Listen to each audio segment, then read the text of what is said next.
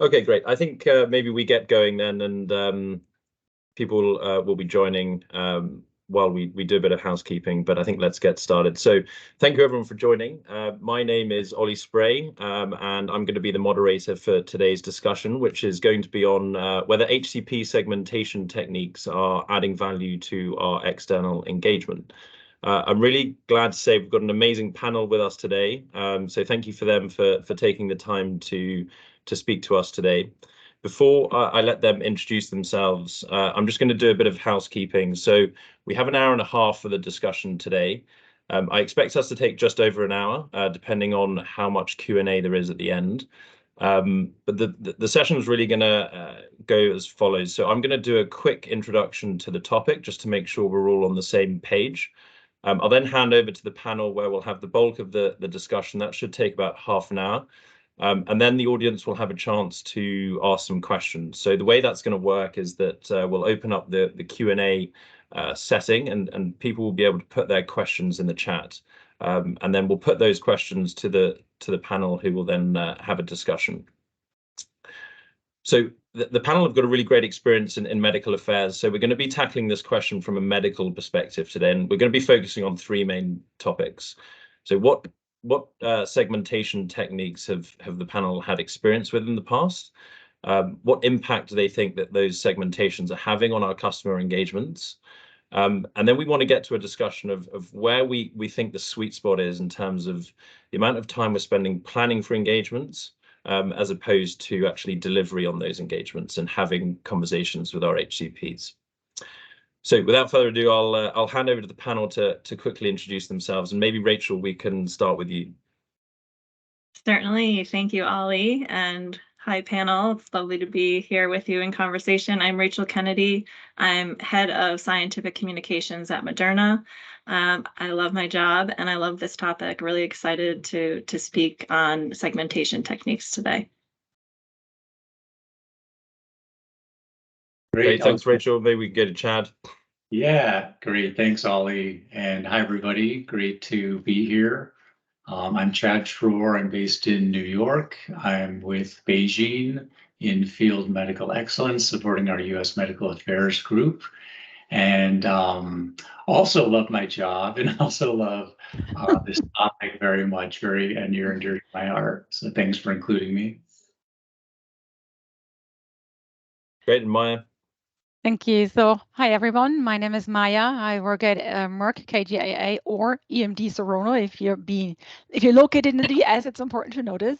And yes, I do love my job. Actually, I love the MSL role, which is part of my job, right? So, as I said, I'm at Merck and in a global role for field excellence and HCP exchange. And I've never discussed this specific topic in public, so I'm really, really excited for today. Okay, thanks, Maja, and Preeti. Hi, everyone, and hello, panel. Ollie, thanks for the opportunity. My name is Preeti, and I am based in Boston, work in scientific communication, but have been an MSL for a majority of my pharma career. Before that, I was in academia. And I'm not going to repeat, but all of us are here because we love our jobs and we love what we're doing. So there you go. Excited to be here. Great, thanks everyone. So I think let's get started then. We can just go over a bit of background to the topic today. So if we could move to the next slide. Great. So why are we talking about HCP segmentation techniques? So in the past, medical affairs teams have often used a sort of one-size-fits-all approach to their customer engagement, which has relied on a generic set of scientific information and in-person meetings with their HCPs. But doctors are becoming increasingly digitally engaged, and they're expecting their questions to be addressed on demand. And this, coupled with an increasingly complex treatment landscape, has meant that companies really need to reassess the way that they do their customer engagement. So these days, medical affairs teams are spending a lot of time and resource in investing in understanding what their HCPs' preferences are in terms of how do they want to be engaged, through which channels, what scientific information are they most interested in, And the idea behind this is that with this deeper understanding of their preferences, they're able to provide MSLs the information they need to really be able to tailor interactions according to HCP preferences, and ultimately leading to a better customer experience, and this will have lead-ons to their clinical practice. So maybe we can move to the next slide, and we can just go over some examples of the types of segmentations we're talking about. So in our experience, there are three main buckets of segments that companies are really putting their HCPs into. So starting with the most basic, which is just collecting simple information about their doctor. So what type of HCP are they? Are they a nurse or are they a clinician? And where are they based? And this sort of information just allows companies to clarify what is the target pool of doctors they're dealing with, and how can we allocate our resource within the company accordingly. The second is more about their preferences, and it's a slightly more complicated data set. So looking to understand what are their preferences in terms of channels. Do they prefer to be spoken to in person or through a Teams chat or even a chatbot? What frequency of meetings they interested in having, and what format of the scientific information do they prefer? So is it a podcast or a set of slides? And again, this is just looking to optimize that customer experience. And then finally, the sort of most complicated area is looking at categorizing our HCPs according to some of their behavioral characteristics. So how are they using the information that we're providing them? Are they looking to better their clinical practice, or are they looking to use this information to sort of advocate for it more widely to the medical community on their speaker engagements, for example? And this sort of information allows us to develop much more targeted engagement campaigns, which align sort of scientific messages to an HCP type. But also it allows us to track what's the impact of our engagements. Are we improving the level of scientific knowledge of these HCPs? Are our medical affairs activities actually having an impact? And the important point on this slide is really to understand that companies need to not just collect the information, but they need to have a very clear understanding of why they're collecting the information.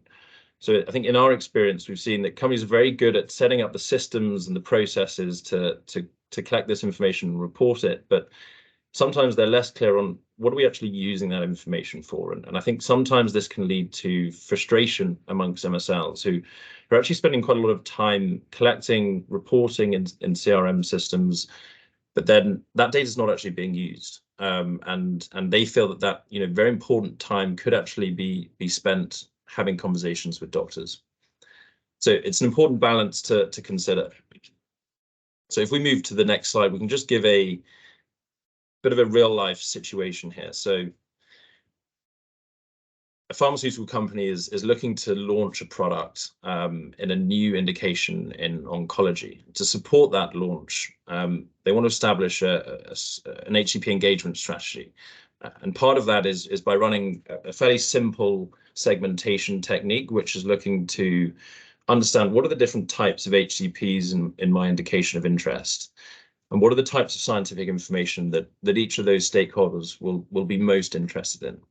So if we take an example, a nurse might be dealing with a patient more towards the middle and end of their disease management life cycle, and might be more interested in information around product efficacy and safety and things like that. But if we think about a physician, key thought leader, they may be more interested in information around real-world evidence or future applications of a drug. So the company has developed this framework, and they're asking their MSLs to plan their engagements according to this framework. But they need to consider the benefits of this approach, which is the idea being that HCPs are receiving much more tailored messaging and are able to sort of consume this information more easily, against some of the considerations, which from the MSL perspective is, well, sometimes they feel, actually, I know my HCP already pretty well. I don't need to be running through this framework and this planning process because I know my doctor well. I know how to plan for these interactions. So this is a waste of my time. So I think this is where we want to get to in the discussion is, where's the balance between asking MSLs to plan through these predetermined frameworks and segmentations against trusting the MSL to be the scientific leader and going out there and planning for themselves, and knowing that knowing their HCP. So I think that's where we want to get to today. Maybe we can hand over to the panel then, and I can start with you, Maja. So interested to hear your experience across different companies and in the medical affairs world about what sort of segmentations you've seen most frequently. Yeah, Ollie, and you touched on the very basic form of segmentation, what we often call tiering, but in the end it's segmentation, right? So let's start over with this just so we don't forget about it. So that's really identifying our experts. So we are segmenting by expertise. You know, we're defining this by publications, by Congress speaker engagements, excuse me, and by study commitments. And that's already important because it also makes us clear which are our HCP types that you just mentioned, right? So often if you look at publications or speaker engagements, scientists might come up quite high in the ranking. And then you want to consider how you approach these people. You might not want to involve them in your communication, but you might want to. And it's a completely different way of approaching a scientist versus a clinician. So there it's really, as you said, it's important to understand why we're doing this. And that's the very basic segmentation. And then often enough to even more tailor our communication, we would like to add an additional layer. So what I've seen a lot is segmentation on clinical practice. For example, in oncology, clinics who screen their patients for, let's say, specific genetic mutations. Some don't, and some do, and that makes a difference. If you have a medication where you know the physician, the patient will respond much better if they have a specific mutation, it's important for you to know who is screening. They will most likely detect those patients and have a better treatment outcome versus those clinics and physicians who won't screen, right? So that's one thing. Then another thing that I've seen, I think that's an interesting one, is innovators versus traditionalists. The reason for the screening is that you want to understand what you bring in terms of information to the physician. An innovator will always be open for something new. They all will want to expand their tools, their medications. They want to become better and better. But the traditionalists also want to do something. Often it's they have a high focus on safety. So again, here, the way I'm speaking to both of these types of physicians is completely different. And then something I think that we have seen a lot lately, just because the need is here, is segmentation by communication channel. Should it be more virtual? Should it be more in person? Is this more a self-service kind of person where I need to make sure they know where to go for self-service? Or is it more a person where I bring the information? And then maybe the last to mention, I'm sure there's more and you guys can add to it, is scientific knowledge or clinical knowledge. And think rare disease, where often physicians do not have the knowledge. And then you need to know where to start. Like, do you start at the basic level of information on an indication? Or can you go further and be more specific, more detailed, maybe more complex? So that's what I've seen lately. Great, thanks, Maja. And yeah, some really interesting types there, spreading from the sort of the simplistic to the more complicated. Rachel, interested in your perspective as well. These in alignment with what you've seen, or are there any others that you can add to that? Yeah, absolutely. Maja, you were very comprehensive, so thank you for that. I can add just to say that while we do get these lists often from vendors that we partner with, the quality of those lists is untested, right? Until they're in the hands of people who are then having these interactions. And so it's important to know the source of your list, you know, how those data are getting pulled in, and then to really vet it. And so that's done with the field force, I think, is the second component there. And then there needs to be the ability to iterate and improve that list over time, and then to be able to capture really quickly so we don't waste MSL time, you know, to earlier comments, within a really good CRM management system. Great, thanks, Rachel. And you mentioned the MSLs there. Keen to sort of explore that a bit more, and in terms of training in particular. So some of this information is very subjective, and so one MSL might have one view and another might have a different view. How do we get around that problem when we're looking at deploying these segmentation techniques throughout a whole company? So I definitely side I side with MSLs being experts. You know, they are managing a territory and they are compensated well to manage that territory. And I am all about enabling their ability to be successful. So I don't think that there's a problem if we start with the largest bucket of we're hiring experts who know how to expertly manage a territory. And then I think the rest just gets sorted. Great. Thanks, Rachel. Maybe then, Preeti, we can come to you, and just wondering if you have any other thoughts on types of segmentations that you've seen that you could add to what Rachel and Maja have said.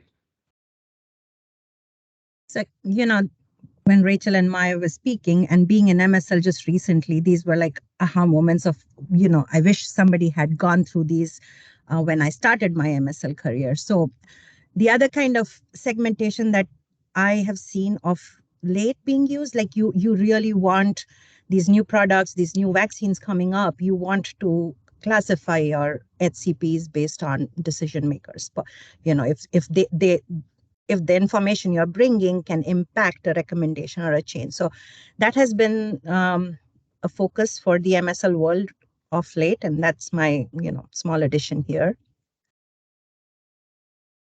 Great, thanks, Preeti. And what I'd like to understand is whether any of you have seen any challenges in implementing these approaches. And I'm thinking in terms of setting up the processes and the systems to capture this information, and any training that's also required at the local level. Keen to hear of your experiences of these challenges. And Chad, maybe we can start with you on your perspective on this one. Sure, yeah. Certainly challenges exist. I know when we've tried this at another company, originally the intent was to segment HCPs by their advocacy level. And certainly some local lawyers weren't thrilled with that concept for medical affairs. So it's quite often used on the commercial side. So we really had to step back and think, does it make sense? Are we truly looking at level of advocacy, or is it something else? Ultimately, we landed on scientific knowledge, as you've spoken to, Ollie, and the others had alluded to. But even that, I think, is somewhat controversial for some. Are we truly assessing their level of knowledge and making changes in their level of knowledge? And in my mind, it's more about their level of familiarity with the asset or the treatment landscape. And I think especially for a new asset that a company is discussing, this can be quite useful for an MSL to understand what they should start with in terms of a discussion topic. Should we start with the MOA? Okay, great. Yes, I feel like this was well communicated and understood by the HCP. So now I can move on to this bucket. I think there are challenges always, of course, in pharma, like most companies, we're bound by rules from lawyers and compliance. And so I think that can be a little tricky. I think also when we get to preferences, there are some things where we have to work closely with our partners in other departments. One thing that I wasn't mentioned yet, or it wasn't on the slide, was what are the preferences of the HCP in terms of who they want to be visited by, which department. I think there's been so much effort to customize and tailor and to make sure that our interactions meet the needs and the desires of the HCPs in terms of format and venue and such. But are we also asking them, who do they want to see? Do they want to see medical? Do they want to see commercial? Do they want to see both? Or do we just assume that we all need to go and sort of navigate for time with the HCP? Yeah, some really interesting topics there to maybe dig into a bit more, and maybe we can start with the scientific advocacy piece. I'm just interested to hear from the others if this is something that they've come up against as well from a compliance perspective, whether this sort of information has been a bit of a challenge to collect, and how you have found companies typically frame this piece of information. Is it through advocacy? Is it through knowledge? Is it through other things? So, Rachel, maybe I can come to you on that one. Yes, I mean, it all gets filed in the same way, and we can change the name of the categories. I think ultimately what we're looking for, especially around a launch of a new product, is a champion. We want to identify who is going to be able to speak to our value when we can't speak to it. So I think that's the added component for me, is a champion, somebody who really understands the value of what's being provided. Great, thanks. Any other thoughts from the panel on this piece around compliance and framing of these categories? No, maybe we can then go on to your second topic, Chad, which I think raises the conversation around how we collaborate cross-functionally, and I think it's an important thing to ask. But I think coming back to this point around how do we actually deliver on what they've asked us, and how do we work with our commercial colleagues, which can be a challenge to deliver on what they've asked for. So keen to hear of everyone's experiences around that topic. Firstly, whether this information is being collected in your experience, and secondly, how companies are actually managing to deliver on what HCPs are saying to them.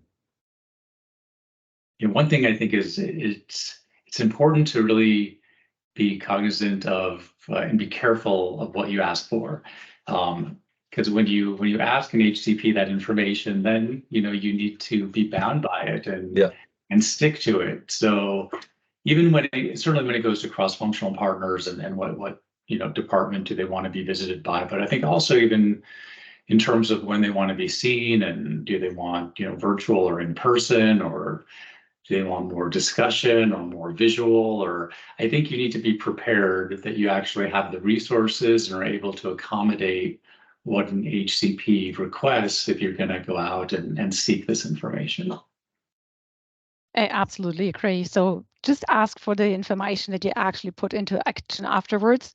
And I would not actually trust a response to such a question. I mean, what's the physician supposed to tell me if I'm asking, do you like me better? Mm-hmm. That's what I'm asking basically, right? Or my colleagues, like, huh?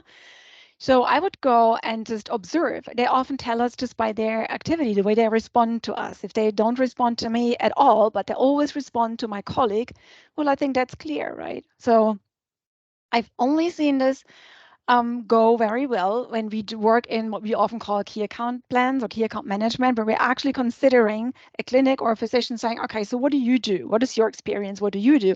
And then we have this aha moment saying, ooh, that's why they never talk to me. All right, well, you know what? I'm not going there because it's not worth my time.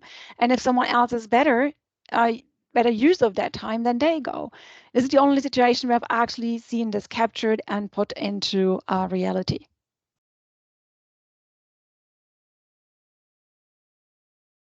Great. Okay, so I think maybe we can move on to thinking about some actual sort of tangible examples of where these segmentation techniques are actually having an impact, and how are they actually improving our customer engagement. So maybe I can start with you, Chad, to just give your perspective on what impact you see these segmentation techniques of having for our medical affairs teams and on the customer experience.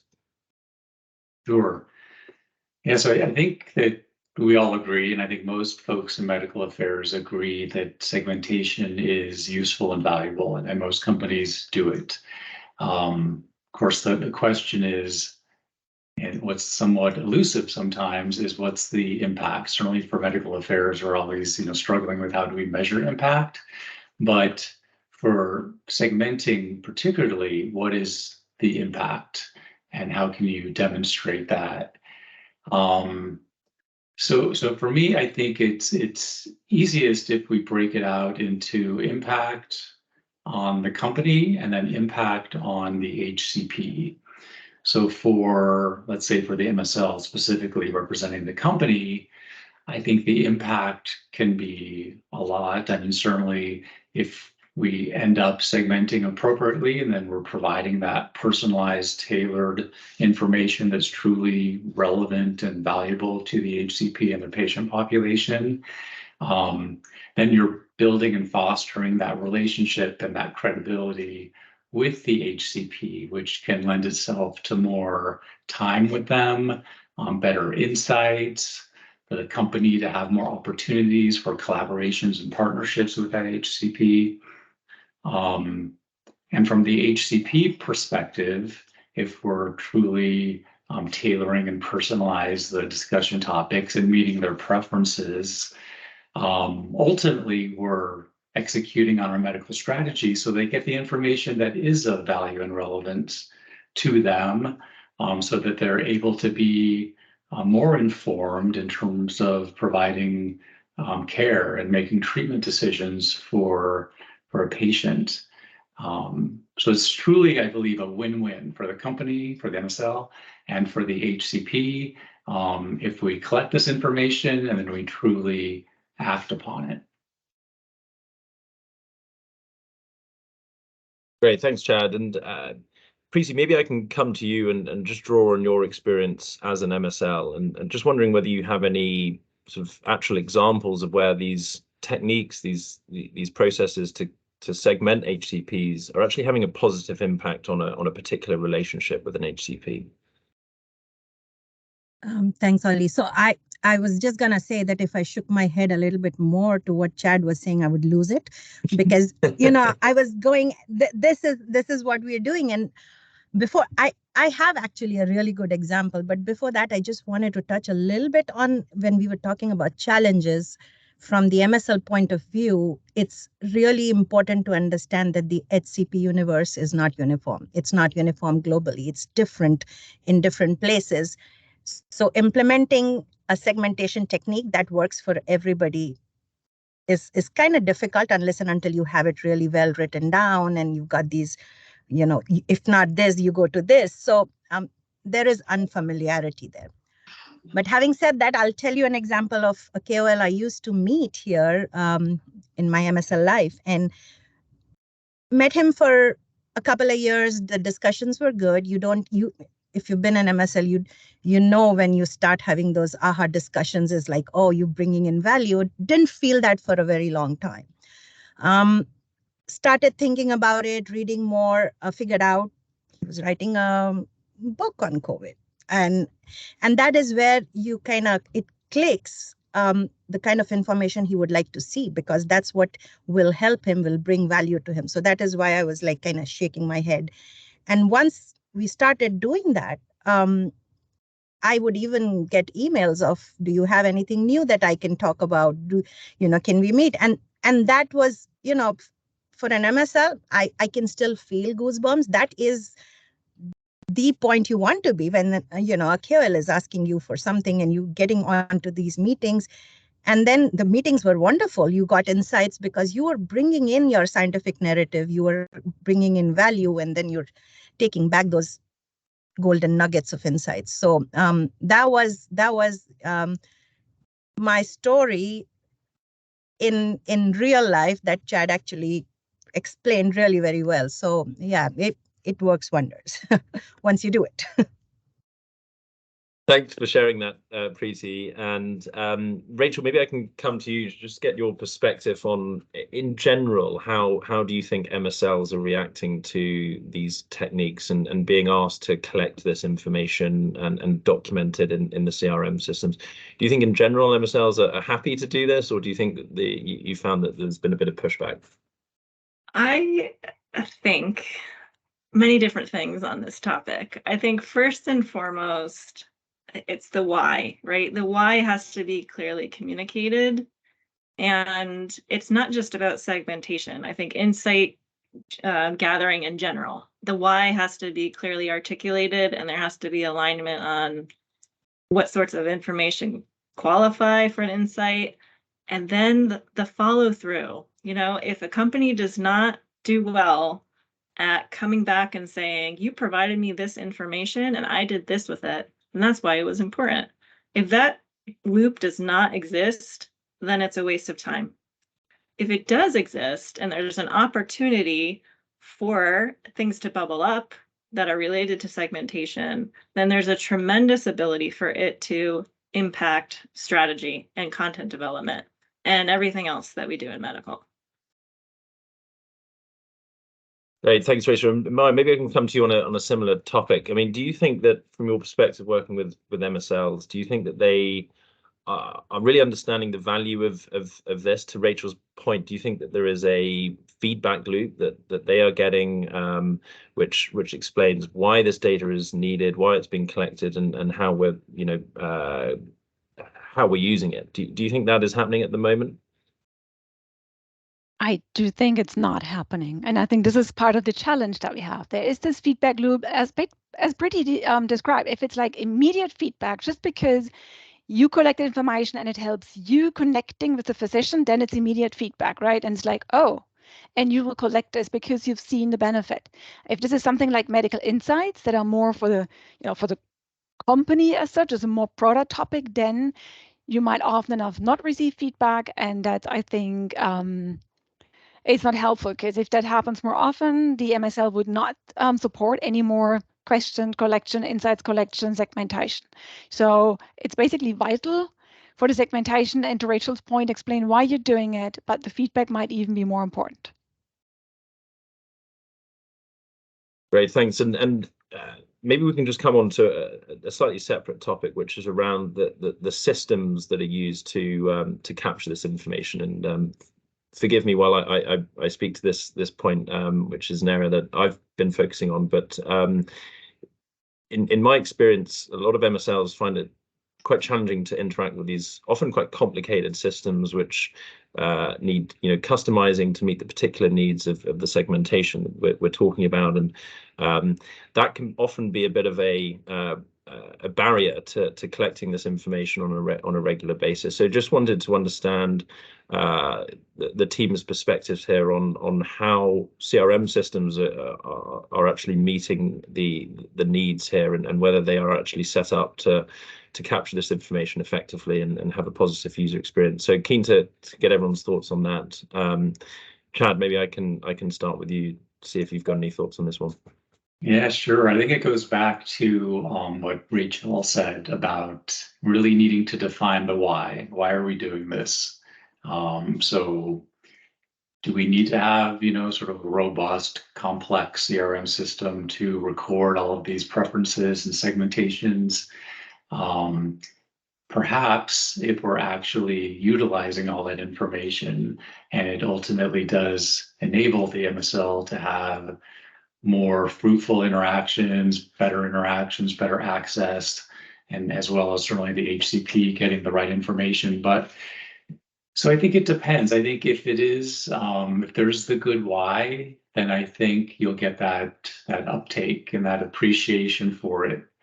I also think it's important, and oftentimes we all forget, MSLs forget that there's turnover, unfortunately, and you want to have that record of information about your HCPs for a new MSL coming into the territory. So you want to have that, even though oftentimes MSLs say, I know my HCPs inside and out, I know their preferences, but if it's not in a system that's available for a new hire, then it's not useful. So I think there's that balance as well, as making sure you've got a record of that information so that a new hire can get easily onboarded and quickly into the field and engaging with the HCP. So definitely a balance, and I think it takes a lot of communication and feedback from the end users. So leadership, headquarters may say, I want to look at this and this and this and this, but you really need to have MSLs as part of that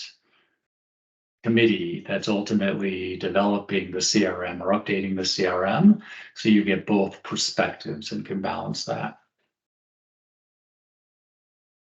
Great, thanks for that, Chad. Rachel, I don't know whether you had anything to add on this sort of perspective on the systems. Yeah, I think there are user interface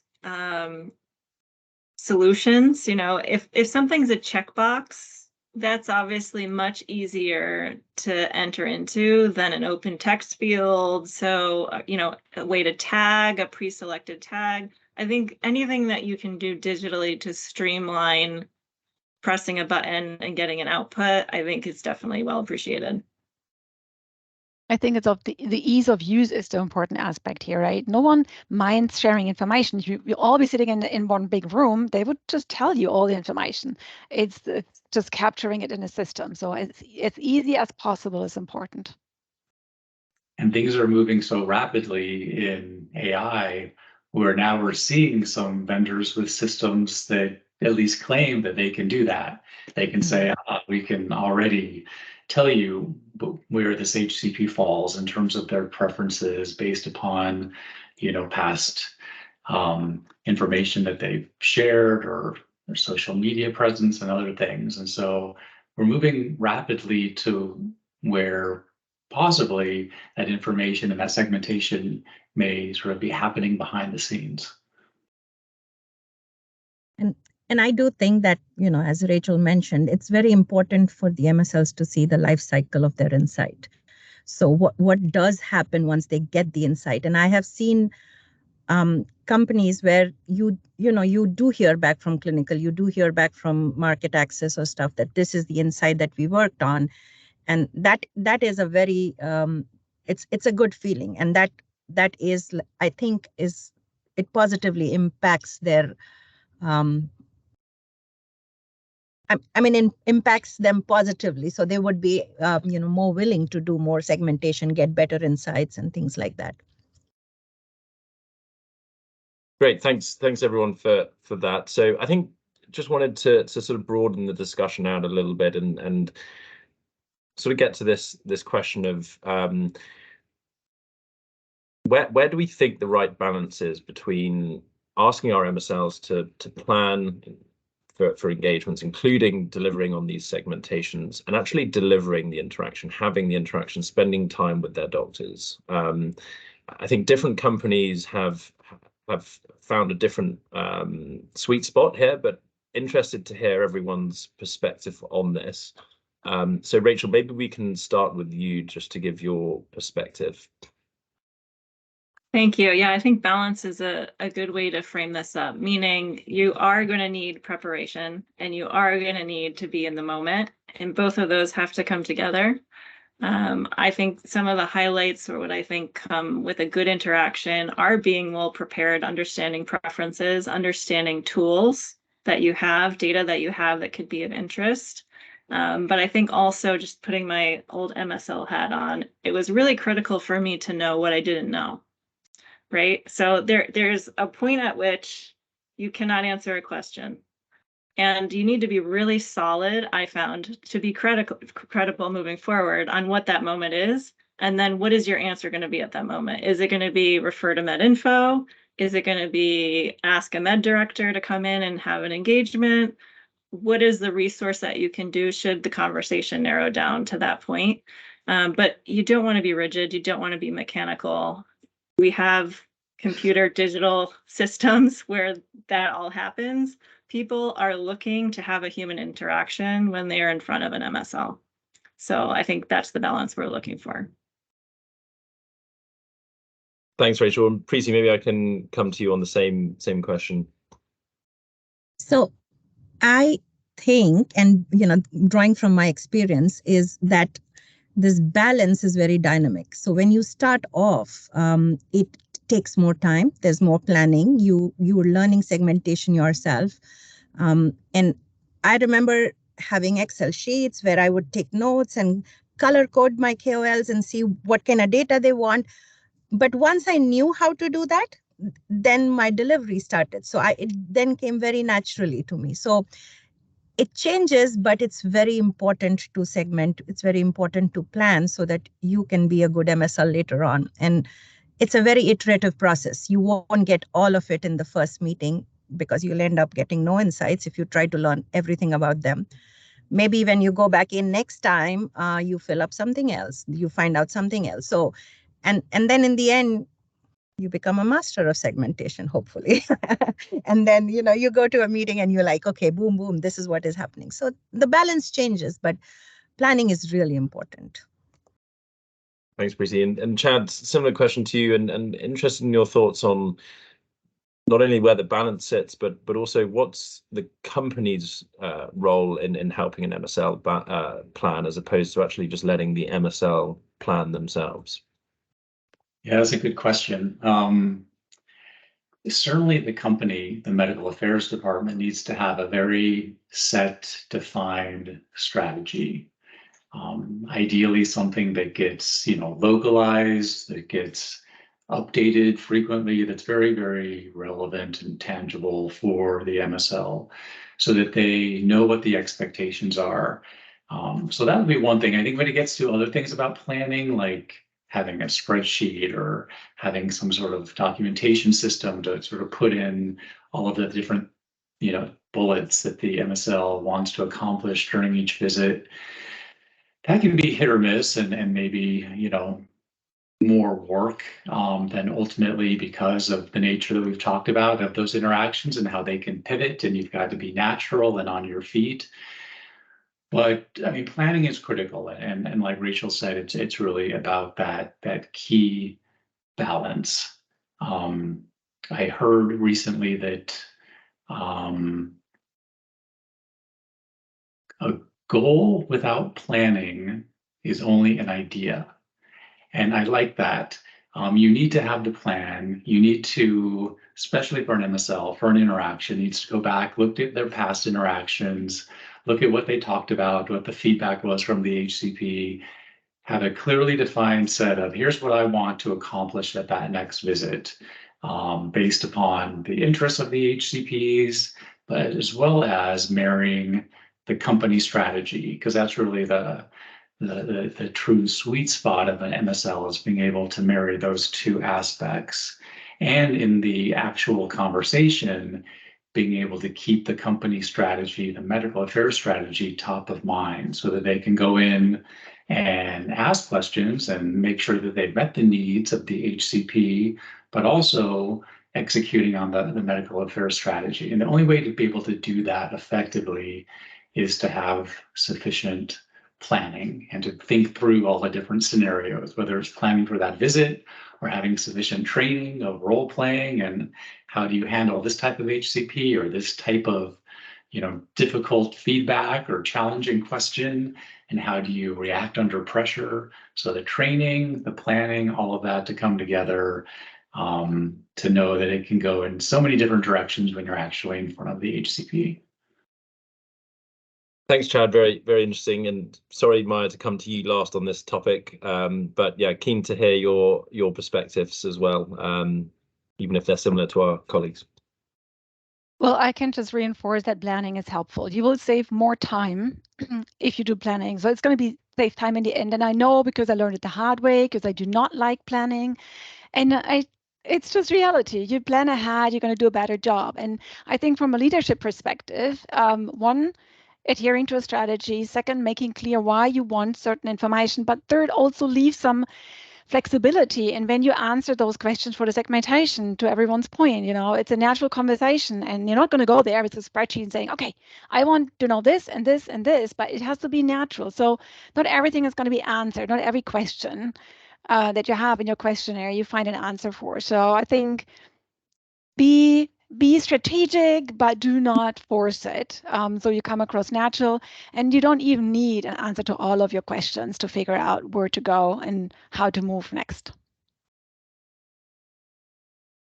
Great.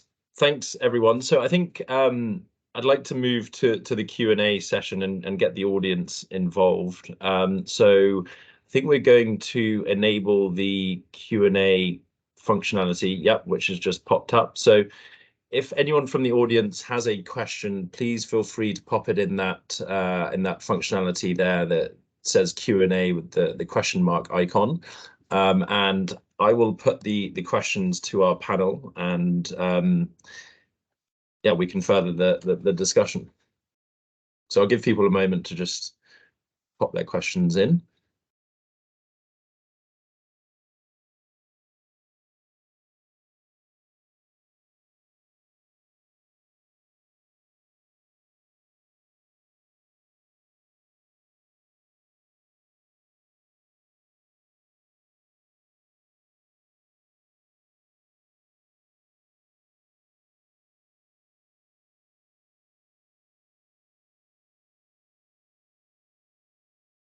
Hopefully we have one or two questions. I'll give people a couple of minutes to write them in and think about them. As we know, planning is the fruit of good engagement. Okay, so we've got one from Florian, which is in a launch scenario, what is the ideal time point for definition/development of an HCP segmentation strategy? So maybe I can start with you, Chad, on that one. I don't think there's a time that's soon enough or too early. We talked a lot about many different types of segmentation. So from the very basic ones like tiering. So I think even in order to define the HCP target list for an MSL, you need to do segmentation up front to be able to do that. So it needs to happen right away. It certainly can get refined, I think, as we advance in the life cycle, but needs to happen right at the onset. Thanks, Chad. Any other thoughts from the panel? I would say a year to 18 months before launch. And have you found that companies have been able to plan this far in advance? It's a No. nice idea, but do we think that this is happening in reality? No. Well, it can start as soon as you have like a high level strategy in place, right? I mean, you start with the tiering that you can so start right from the beginning. And then as soon as there's a high level strategy, you can start to segment. Mm-hmm. And as I'm thinking and hearing about these, I've been involved in some MSL training. It's also important to introduce the concept of segmentation when you hire an MSL. So it's kind of just when you come in, you get taught about a lot of things. For vaccine MSLs, there is these ACIP and how the vaccine works and stuff. But I think this is one section that trainings sometimes miss is this is what you're going to be doing. This is important and this is why. So, and it's never too early for that.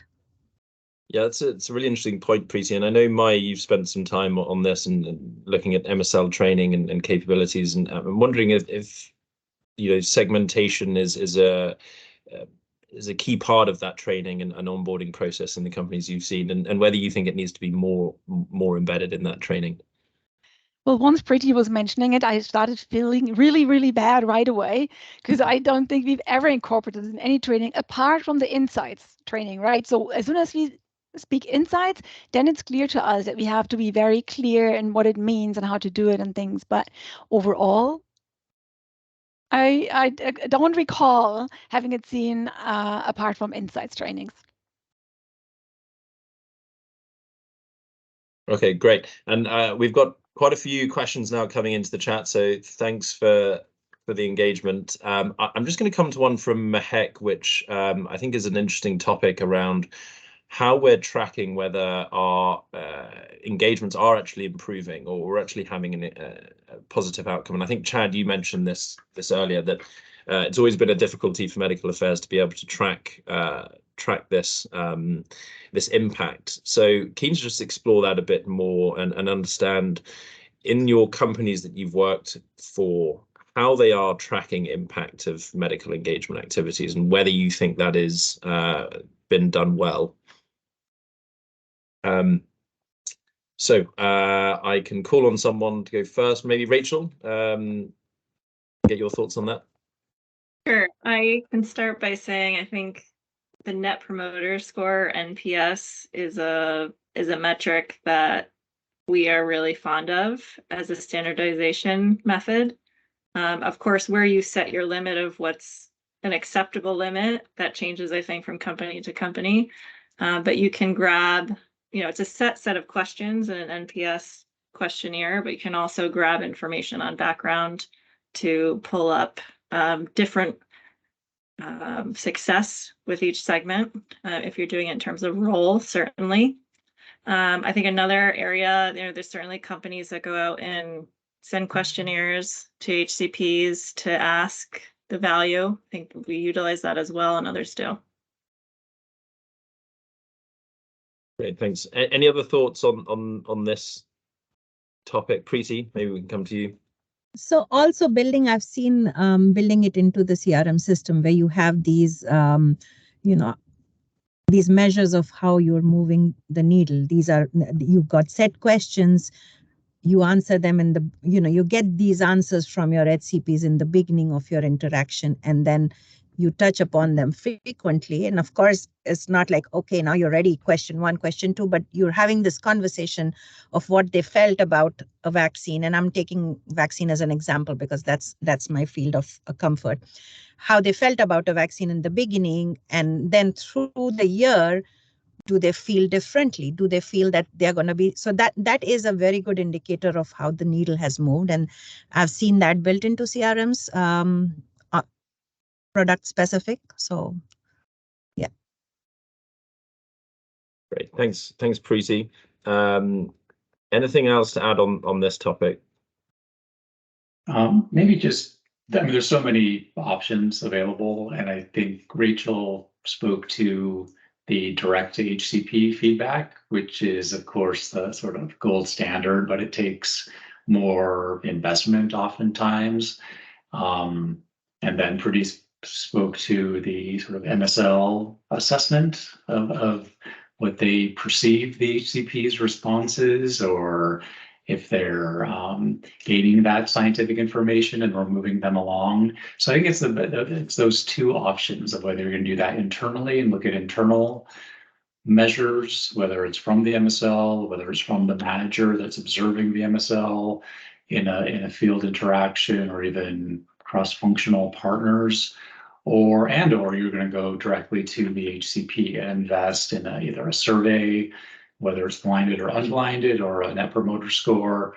But I think they're all different things that should be explored and maybe provide different levels of insights to making an impact depending on what you're able to invest, but also maybe where you're at in the treatment landscape and the size of your team and other factors.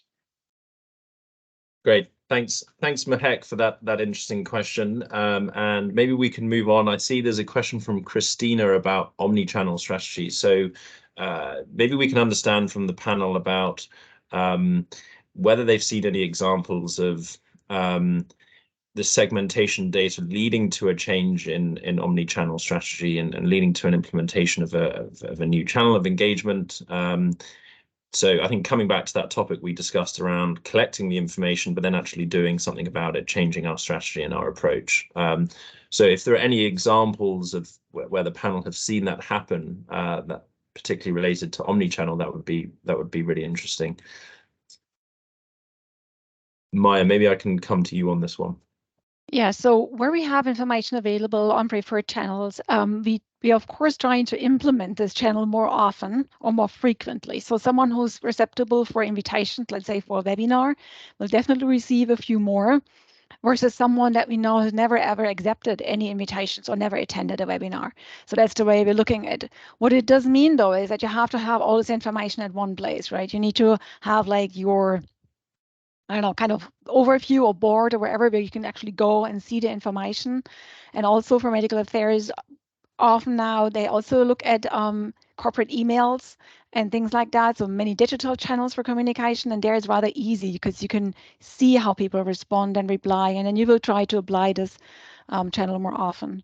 And I think it's part of the MSL role though to understand what channel is helpful, and especially in this case where there's no digital channel very helpful, it's going to be the MSL role again to be the main communicator to the physician. Great. And Preeti, do you have a perspective on this one? And I think Rachel can speak to it a little bit more, but I mean, also understanding from the MSLs what is the preferred channel for the KOL and then building material accordingly. So whether it's infographics that is required, do they like digital content? Do they like small snippets of videos, webinars, like Maja said, or even, maybe publication, but not in a kind that is better digestible in a small cartoonish kind of video. So understanding the channel of preference and then aligning it with your communication platform, your scientific strategy, that is where this plays out too. Yeah, thanks, Preeti. And I think I don't want to get into this topic too much because I know we could probably spend over an hour on this alone. But Rachel, keen to just understand from your perspective if there are particular channels which you think HCPs are most, becoming very susceptible to and interested in at the moment. So our experience at Moderna, we're very digital first mindset, and we have a light field force. So there is a real need to engage digitally, and there's a great investment in it. And we need to have content. I think it's a limiting factor. If you're driving people to a digital arena, they want to see something new. They're used to feeds where a constant flow of information. So it's pretty disappointing to show up in a space and to not have anything new. So we've really been driven to not only digital space, but thinking about how do we maximize content. And so we're driving along a road towards modular content in a really fast speed way. So I can say that we're incorporating segmentation by really building out what we mean by modular content, and then using an omni-channel strategy from there.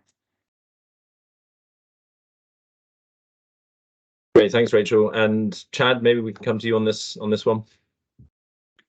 Yeah, so I think it really varies by certainly by country, even by region of the U.S. in terms of some HCPs who very much just want to stick with digital and are very happy with that, and they've learned to love it and don't want to go back. Where we certainly see others that very much want that face-to-face interaction. So I think it's about doing those questions to understand what the preferences are, and then being able to make sure that you enable the team to be able to follow through on that. So if they are in a territory where their HCPs want virtual, then maybe you should stop assessing them on their face-to-face interactions or putting those targets and metrics around face-to-face. I mean, I think it's still what leadership believes, that face-to-face is more valuable, and let's really push for face-to-face. But ultimately, if we talk about wanting to meet the needs of the HCPs and their preferences, we need to respect that. So I think it varies, but certainly digital, as Rachel mentioned, is moving so quickly and is going to be here now. It's not going to revert back to how it was before COVID. And so I think we're just a fad, Chad. Digital is just a fad. It's not real.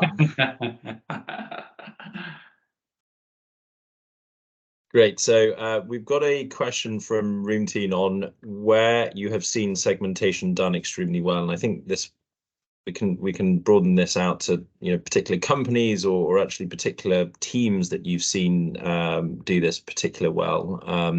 So any examples that maybe we haven't already spoken to that anyone can provide on where the MSLs have been really responsive to this, there's been that data feedback loop, and that we've actually had a positive outcome. Really interested in hearing from anyone's experience there.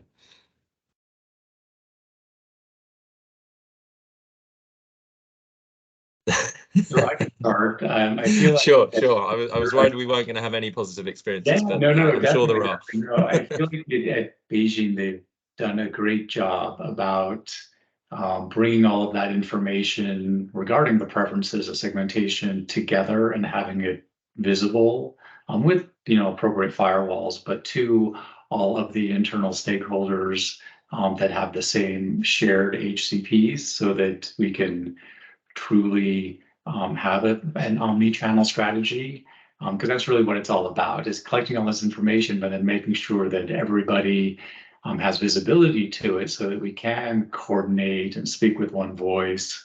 So I think it is happening. I think maybe companies thought they would get there quicker than ultimately where we're at, and some are still struggling, but I think great inroads have been made, and I think we're doing actually a quite nice job at my current company. And to add on what Chad just said is that we should collect and combine the data that we have from different departments. It's not medical only, because this is a part of segmentation when it comes to channel preference that we can all share. It's going to be the same channel. And we also have a very nice overview and dashboard to provide this information. And yeah, that's a bit different than before, and it's going to be very helpful. Great, thanks, Maja. And I know, Preeti, you've already shared an example, but anything else from either Rachel or Preeti at your time at Moderna that you'd like to add on to that?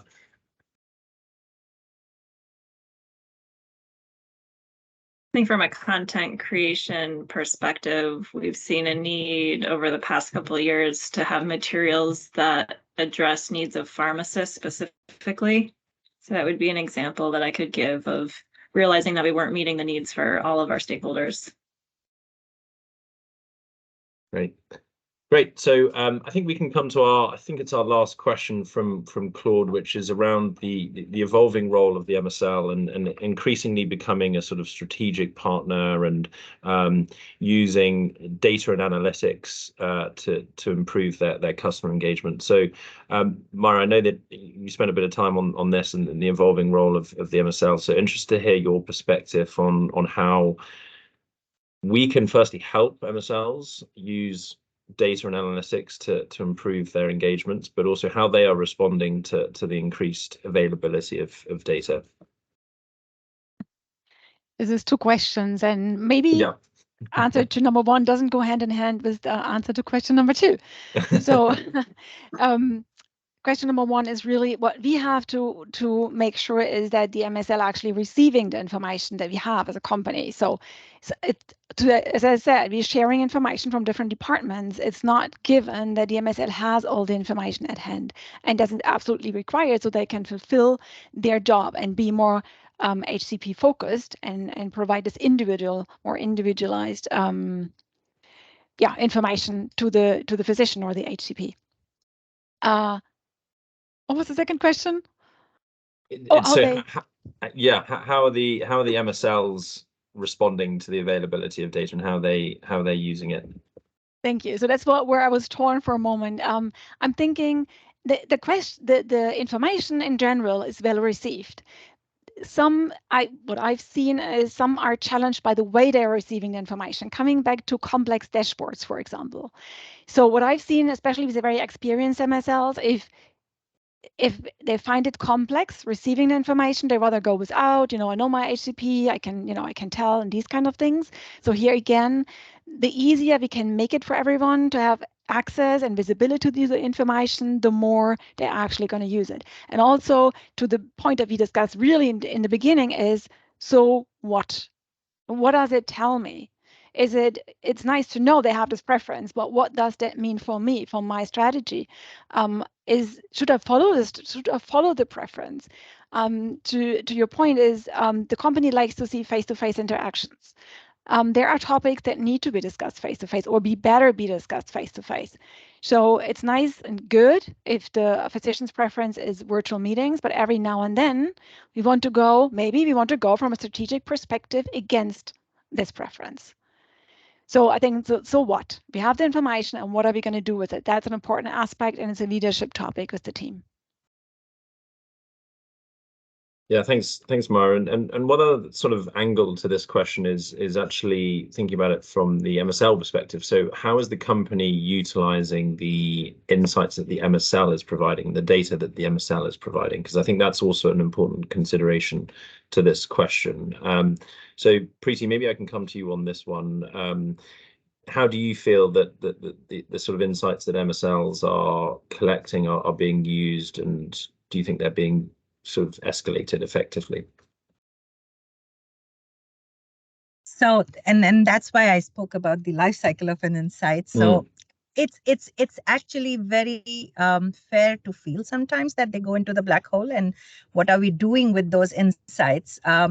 Is if you don't get back to the MSL, they don't understand. So I have seen really good practices with those where something has been done, the insight has been escalated, and the MSL is involved in those meetings where the clinical or the commercial is talking to the KOL based on their insights, and really good outcomes. So those are the best case scenarios. And you guys can correct me, but I haven't seen that happen very often. I haven't seen that as a practice. And of course, some insights are not actionable. Some of them are. They still make insights. So it's important to understand, and I've not seen that very often. So yeah. And